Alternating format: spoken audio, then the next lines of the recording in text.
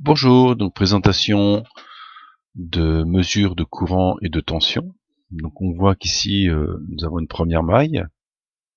Sur cette maille ici nous avons le potentiel 0 et là le potentiel 12 volts.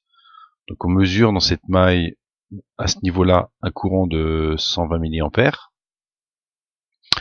Au niveau de R2, donc là on voit qu'on a un point diviseur. Au niveau de R2 j'ai 8 volts.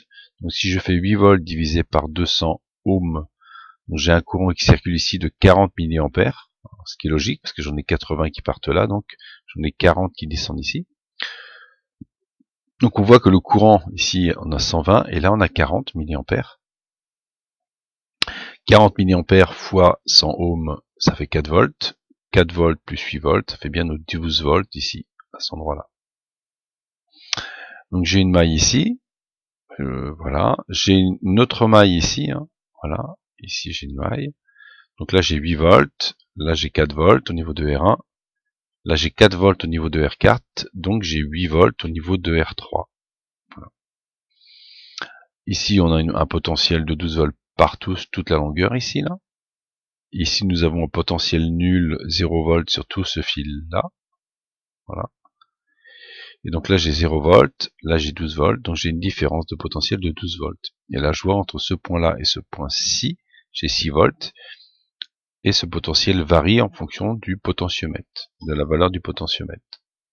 Pas de la valeur ici, mais du fait qu'on diminue. C'est-à-dire que là, par exemple, au point milieu, j'ai 150 ohms en haut, 150 ohms en bas. Donc la tension au milieu, c'est 6 volts. Si je diminue la résistance, là je diminue la résistance, la tension de sortie diminue pour atteindre 0 volts. Donc j'ai mon potentiel ici nul. Voilà. Alors j'ai une petite résistance, une petite tension résiduelle due à la résistance de pied du potentiomètre. Donc voilà, donc là je fais varier ma tension de 12 volts à 0. Donc j'ai une maille ici par exemple, là j'ai toute une maille ici, j'ai plusieurs mailles dans ce montage, j'ai une autre maille là, une maille là, là je peux faire cette maille-ci, etc.